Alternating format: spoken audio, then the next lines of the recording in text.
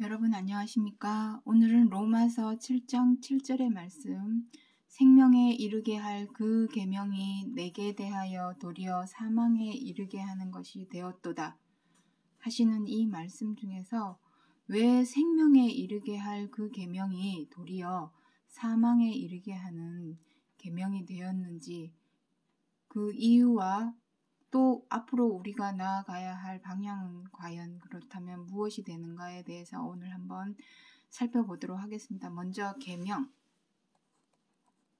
계명이 뭔지를 알아야 되겠죠. 10개 계명이라고 말씀은 하고 있지만 바로 10계명을 얘기하고 있습니다. 이 10계명은 영화 모세, 홍해를 건너는 그 모세의 기적에 대해서 영화도 있었던 것을 다들 보셨으리라 생각됩니다. 그 내용 가운데 보시면 제가 지도는 잘 못 그리지만 한번 그려보도록 하죠. 이 10계명을 설명하기 위해서 그 시대적인 상황을 잠깐 설명을 드리도록 하겠습니다. 자, 이쪽은 지금 아프리카 대륙이라고 하고, 그 꼭대기 서북쪽 맨 끝부분에 바로 이집트가 있습니다. 이집트를 성경에서는 애굽이라고 기록을 해 놓았죠. 그리고 그 이집트 바로 옆에 바로 홍해가 있습니다. 그리고 홍해를 막 건너면 등장하는 것이 바로 아주 작은 시나이 반도가 나오죠. 그리고 그 시내 반도를 지나야만 비로소 우리가 지금 알고 있는 그 아라비아 반도가 나옵니다. 아라비아 반도. 이렇게 되죠. 그리고 그 동북쪽 맨 끝부분, 요 부분에 바로 가나안이 있습니다. 아브라함도 갈대아 우르, 옛날에 바벨론을 의미합니다. 바벨론은 이쪽쯤에 있는데, 바벨론에서 하나님께서 얘기하죠. 너의 고향. 창세기 17장에 보면 나옵니다. 본향인 갈대아 우르를 떠나서 가나안으로 가라 해서 가나안으로 가는 노정을 창세기 17장 내용에 기록이 되어 있습니다. 그로부터 1000년이 지난 후에, 자, 그 내용도 잠깐 설명드리도록 하죠. 창세기 17장 내용을 쭉 읽어보시면, 거기에 보시면 너와 아브라함에게 하는 얘기입니다. 너와 내 후손의 하나님이 되겠다 하시는 영원한 약속을 하십니다. 그래서 그 약속을 지키기 위해서 아브라함은 갈대아 우르를 지나서 가나안으로 가는 노정을 하게 되죠. 자기 가족들을 비롯해서 종들과 가축들과 모든 물건을 싸질머지고 본향을 떠나서 가나안으로 가게 됩니다. 하지만 아브라함은 죽었죠. 그러고 나서 아브라함의 아들 이삭 후에 야곱의 12아들을 통해서 나타나게 된 이 모세, 1000년이나 흐른 후 모세를 통해서 이 가나안으로 들어가는 가나안의 역사를 하나님께서 기억을 하십니다. 기억을 하시고 이스라엘 백성들을 애굽에서 탈출을 시키죠.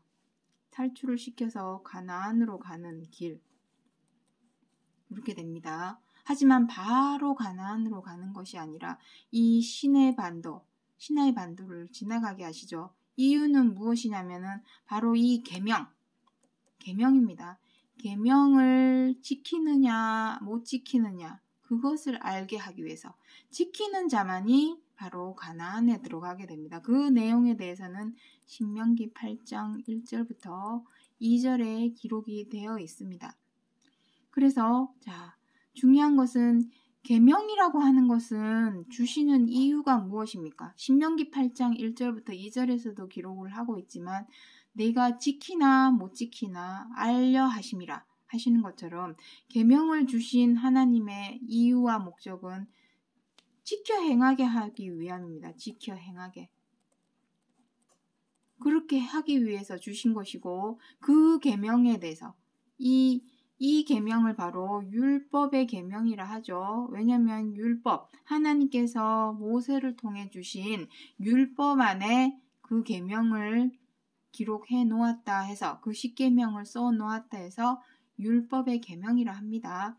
그 계명을 그리스도 또 모세로부터 모세 이후로 1000년이 지난 후 그리스도가 나타납니다. 그리스도께서도 이 계명에 대해서 설명을 하는 내용이 바로 이 마태복음 19장 16절부터 17절에 기록을 하고 있습니다. 무엇이라 되어 있냐면 어떤 사람이 주께 와서 가로되 선생님이여 내가 무슨 선한 일을 하여야 영생을 얻으리까? 네가 생명에 들어가려면 계명들을 지키라. 바로 이것입니다. 가나안이 주는 상징적인 의미는 바로 생명을 의미합니다.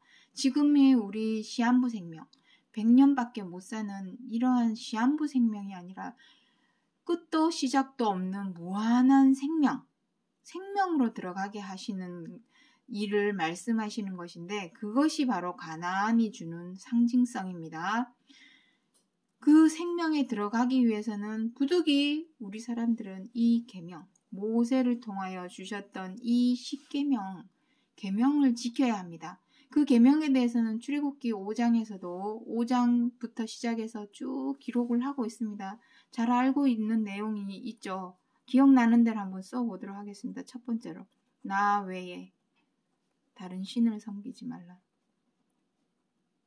두 번째로, 우상을 섬기지 말라. 우상을 새기지도 말고 절하지도 말라. 그리고 또 세 번째로 안식일을 지켜라.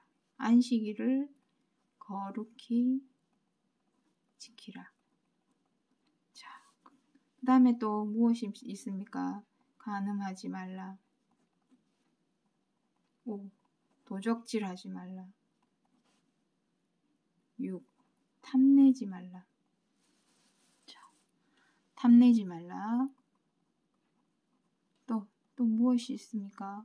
거짓 증거하지 말라. 거짓말하지 말아라. 그런 의미입니다. 거짓말하지 말아라. 또 8. 내 부모를 공경하라. 자, 또 무엇이 있습니까? 살인하지 말라. 살인하지 말라. 자, 마지막으로 뭐가 또 있습니까? 10계명이니까 뭐가 하나 남아 있습니까? 제가 지금 기억나는 대로 썼는데 이처럼 이 앞에 이 세 가지는 하나님을 믿는다고 하는 교회를 다닌다고 하는 사람들에게 국한되어 있다 치더라도 나머지 계명은 사람이라면 누구든지 지켜야 할 교회를 다니고 안 다니고를 떠나서 하나님을 믿고 안 믿고를 떠나서 사람이라면 누구든지 지켜야 할 아주 기본적인 계명입니다. 자, 그런데 한번 보십시오. 간음이 꼭 여자 있는 남자 있는 여자가 다른 여자를 마음에 품는 것만 간음입니까? 성경 66권에서 말씀하시는 간음하지 말라는 말씀의 본질은 한 몸에 두 마음을 품지 말라는 것입니다. 두 마음을 품지 말라. 자, 두 마음은 무엇이 있습니까? 말로는 여기서 궁극적으로 두 마음을 품지 말라고 하시는 뜻의 궁극적인 의미는 무엇이냐면 말로는 입으로는 혀로는 하나님을 믿습니다. 주여 주여 외치고 부르짖는데 정작 그 하는 행동은 하나님과 상관없이 계명을 지켜 행하지 않는 죄를 범하고 악을 행하는 것. 그게 바로 두 마음을 품는 것이요. 하나님께 간음을 행하는 것입니다. 물론 사람과 사람 사이에서도 간음을 행하면 안 되죠. 두 마음을 품으면 안 되죠. 하지만 여기서 말하고자 하시는 상대는 하나님을 두고 두 마음을 품지 말라는 의미가 되겠습니다. 그리고 도적질하지 말라. 남의 물건만 훔치는 것이 도적질입니까? 사람의 마음을 호리고 꿰는 것도 도적질입니다. 우리가 흔히 알고 있는 가스라이팅, 그루밍, 이것이 다 사람의 마음을 훔치는 것입니다. 하나님께서 알려주지도 않고 가르쳐주지도 않았던 말씀들을 전하고 알리면서 자기가 하나님인 양, 예수님인 양 하는 사람은 사람들의 마음을 호리고 꿰서 가스라이팅, 그루밍 하는 것이죠. 그것이 바로 도적질입니다. 탐내지 말라. 이건 뭐 누구나 다 알고 있는 내용이고, 거짓말하지 말라. 이것도 마찬가지입니다. 하나님의 뜻은 그게 아닌데 하나님의 뜻과는 상관없는 것을 알리고 가르치고 전도를 한다면 그것이 거짓말이 되겠습니다. 그러한 것처럼 여기서도 살인하지 말라 하는 것도 요한일서 3장 11절로 13절을 보면 형제를 미워하는 것이 곧 살인하는 것이다 라고 기록을 해 놓았습니다. 자, 한번 잘 보십시오. 우리는 두 마음을 품은 적이 없습니까? 내 어떤 입장과 기준을 위해서 다른 사람의 마음을 호리거나 꿰는 적이 없습니까? 그리고 욕심내지 않은 적이 있습니까? 거짓말하지 않은 적이 있습니까? 다 죄에 걸립니다. 자, 다시 한번 여기 마태복음 19장 17절에 네가 생명에 들어가려면 계명들을 지키라 했는데 과연 우리는 생명에 들어갈 수 있는지, 가나안으로 들어갈 수 있는지. 왜냐하면 히브리서 4장 1절부터 9절까지 쭉 읽어보시면 나옵니다. 우리들이 들어가야 할 가나안이 남아있다. 안식의 때가 남아있다라고 기록을 해 놓았기 때문에 우리가 그러한 생명에 가나안에 들어가려면 계명들을 지켜야 되는데 과연 지키고 있느냐? 교회만 열심히 다니지 과연 지키라고 말씀하신 계명들은 제대로 지키고 있는가 하는 것에 대해서 생각을 해 보셔야 한다라는 것입니다. 그래서 그 계명을 지킴에 있어서 뭐 해도 되고 안 해도 되고 이것이 아닙니다. 자, 누가복음 10장 27절부터 28절에 보시면 대답하여 가로되 네 마음을 다하여 목숨을 다하며 힘을 다하며 뜻을 다하여 주 너의 하나님을 사랑하고 또한 내 이웃을 내 몸과 같이 사랑하라 하였나이다. 내 대답이 옳도다. 이를 행하라. 그러면 살리라. 이것입니다. 이것이 생명입니다. 하나님을 사랑한다 하면서 보이지 않는 하나님을 사랑한다 하면서 보이는 내 주변에 내 옆에 있는 사람들을 사랑하지 못한다면 그건 거짓말이죠. 그러면서 하나님을 믿습니다. 주여 주여 한다고 해서 그 사람이 과연 가나안에 들어갈 수 있는가, 구원을 얻을 수 있는가 하는 것을 말씀하고 있는 것입니다. 계명의 내용은 그러합니다. 그래서 생명에 들어가게 이르게 할 그 계명이 내게 사망에 이르게 하는 계명이 된 이유에 대해서 이제 설명을 드리도록 하겠습니다.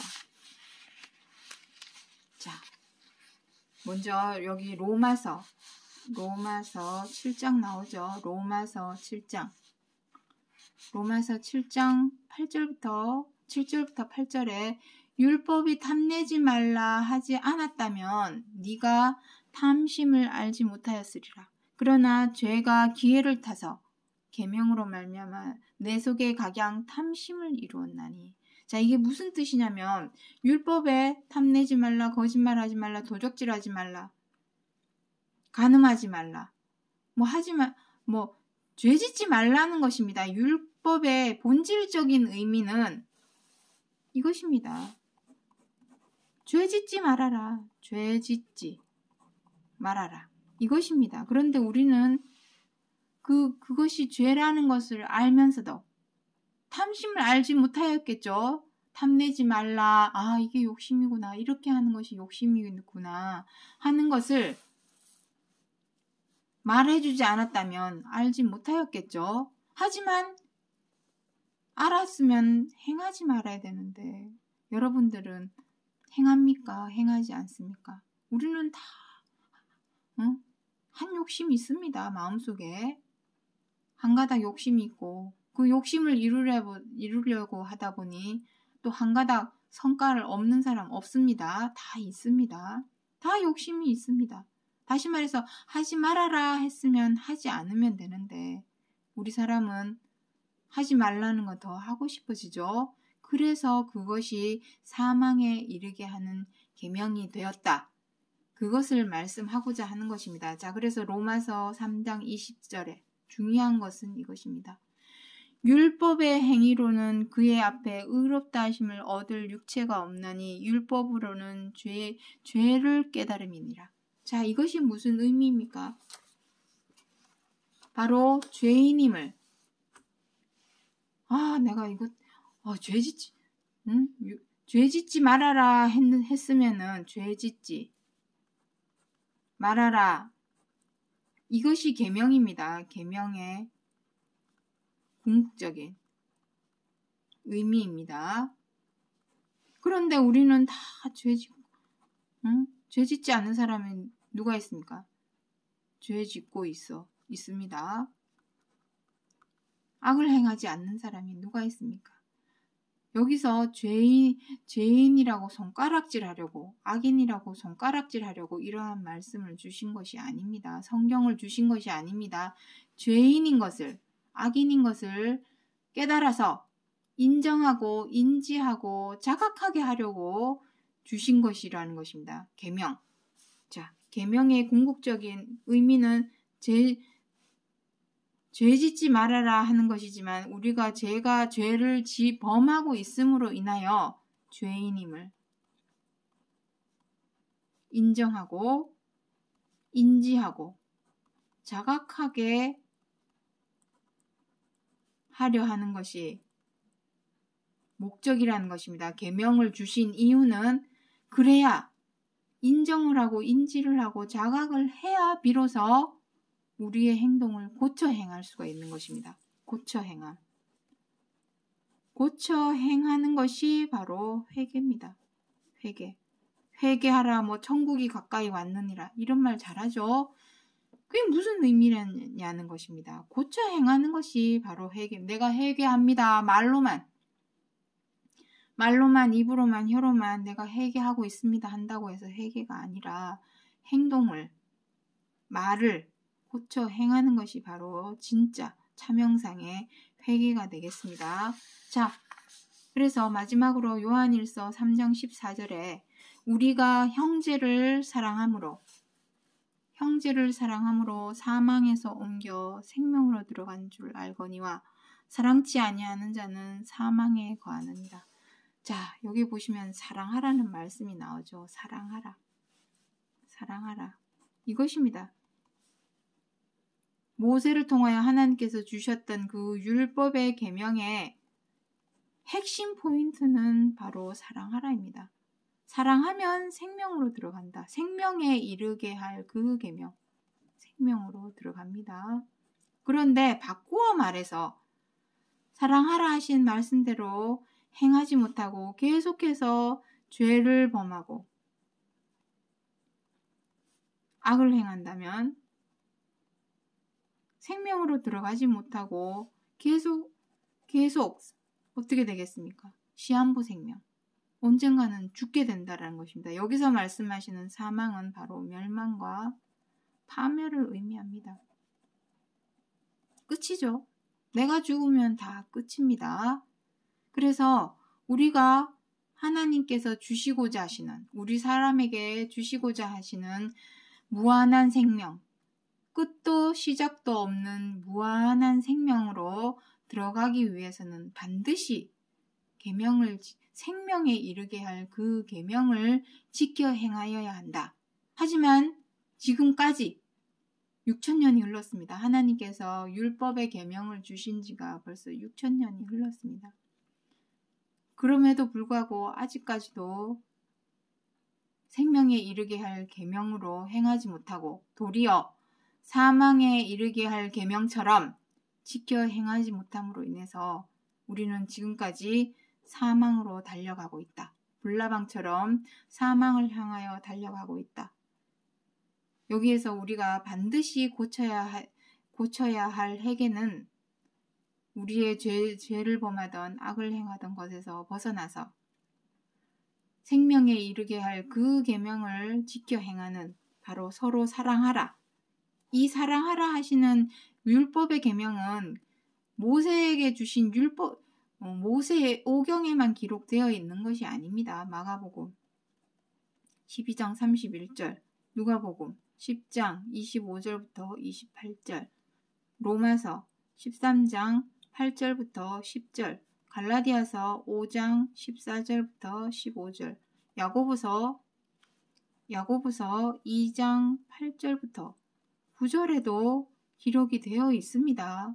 왜냐하면 성경 66권 자체가 율법의 계명에 대해서 기록을 해놓은 말씀이기 때문입니다. 그래서 다시 오늘의 제목인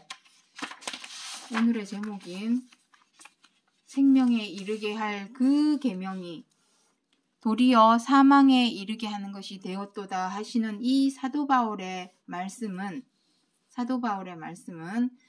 지나간 예전의 역사적인 사실 사건을 통하여서 오늘날 그리스도께서 두 번째 다시 오신다고 하시는 약속이 남아있는 우리들에게 거울과 경계와 생명의 교훈으로서 기록하신 약속의 말씀이라는 것을 기억해 주시기 바랍니다. 오늘 여기까지 하고 마치겠습니다. 감사합니다.